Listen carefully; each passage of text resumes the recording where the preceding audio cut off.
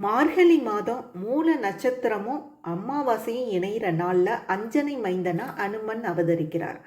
ஆஞ்சநேயரோட வால்ல நவ கிரகங்கள் ஐக்கியமாய் இருப்பதா ஐதீகம். ராமநாமம் ஒலிக்கும் இடமெல்லாம் அனுமன் நிச்சயம் இருப்பாருன்னு ஒரு ஐதீகம் இருக்குது. ராமாயணத்தில் ராமருக்கு அடுத்தபடியாக பக்தர்களால் கொண்டாடப்படக்கூடிய கடவுள் ஹனுமன்.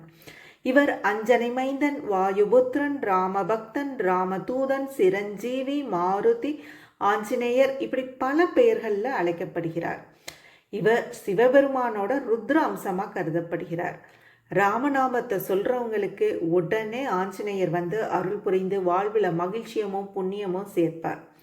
மார்கழி மாதம் அமாவாசையோட வரக்கூடிய மூல நட்சத்திரத்தில் ஹனுமன் அவதரித்ததாக கூறப்படுது. அதுபடி இந்த ஆண்டு அனுமன் ஜெயந்தி மார்கழி 4ஆம் தேதி 19/12/2025 வெள்ளிக்கிழமை கொண்டாடப்படுது. இன்றைய தினம் பக்தர்கள் பலரும் விரதம் இருந்து ஆஞ்சநேயரை வழிபடுவாங்க. ராமாயணத்தில் ராவணனை அழிப்பதற்காக மகாவிஷ்ணு ராமரை அவதரிக்கிறார். அவருக்கு உதவுவதற்காக தேவர்கள் பலரும் பல சக்திகளை கொடுத்து உதவுறாங்க. அதே சமயத்தில் கிஷ்கிந்தை வனப்பகுதியில் கேசரி அப்படிங்கிற வானர அரசனும் அவங்க மனைவியான அஞ்சனை தேவியும் வாழ்ந்து வர்றாங்க. இவங்களுக்கு குழந்தை பாக்கியம் இல்லாதனால குழந்தை வரம் வேண்டி சிவபெருமானை நோக்கி தவம் இருக்கிறாங்க. இந்த வேளையில் ராமருக்கு உதவி செய்வதற்காக சிவபெருமான் தன்னுடைய சக்தியை வாயு பகவான்கிட்ட கொடுத்து ஒரு பெண்ணிட்ட சேர்க்கும்படி சொல்கிறாரு. வாயு பகவான் ஈசனோட சக்தியை அஞ்சனை தேவியோட சேர்க்கிறாரு. இதனால் மார்கழி மாதம் மூல நட்சத்திரமும் அமாவாசையும் இணையக்கூடிய நாளில் அஞ்சனை மைந்தனா அனுமன் அவதரிக்கிறார். அனுமன் ஜெயந்தி அன்னைக்கு அதிகாலையில் எழுந்து குளித்துட்டு அனுமன் படத்துக்கு சிவப்பு நிற மலர்கள் சுற்றுவாங்க. ஆஞ்சநேயருக்கு விருப்பமான உணவுகளை படைத்து நெய் விளக்கேற்றி வழிபாடு செய்வார்கள். அனுமனுக்குரிய பாடல்கள் ஸ்ரீராம ஜெயம், ராமாயணத்தில் சுந்தரகாண்டத்தை படிக்கிறது, இந்த மாதிரி பாராயணம் பண்ணிட்டு இருப்பாங்க. அன்னைக்கு ஹனுமனுக்கு வாழைப்பழம், வெற்றிலை, வெண்ணெய், செந்தூரம் இவற்றையும் படைத்து வழிபாடு செய்வாங்க. வனவாசம் சென்ற ராமன் மனைவியை மீட்பதற்காக ராவன் கவர்ந்து செல்றாங்க.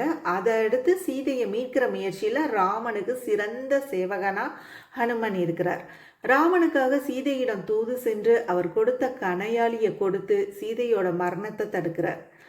சீதாதேவி கொடுத்தனுப்பிய சூடாமணியை ராமர்கிட்ட கொண்டு வந்து சேர்ப்பித்து 2 பேரும் சேர்வதற்கு முக்கிய காரணமாக இருக்கிறார் ஹனுமர். ஹனுமனை வழிபட்டால் பிரிந்த தம்பதியர் ஒன்று சேர்வர், கணவன் மனைவி ஒற்றுமை பலப்படும், ஆனந்த வாழ்வு அமையும் அப்படின்னு சொல்லி ஒரு நம்பிக்கை. ஆஞ்சநேயரோட வாளில் நவ கிரகங்கள் ஐக்கியமாக இருப்பதா ஐதீகம். இதனால வாளில் பொட்டு வச்சு வழிபாடு செய்கிறாங்க. இதனால நவகிரக தோஷங்கள் விலகும்னு ஒரு நம்பிக்கை இருக்கு. சிவபெருமான் ராமருக்கு உதவி செய்வதற்காக ஆஞ்சநேயரை அவதரிக்கிறார். ஆஞ்சநேயரை வழிபட்டா சிவனையும் பெருமாளையும் வழிபட்ட பலன் கிடைக்கும்.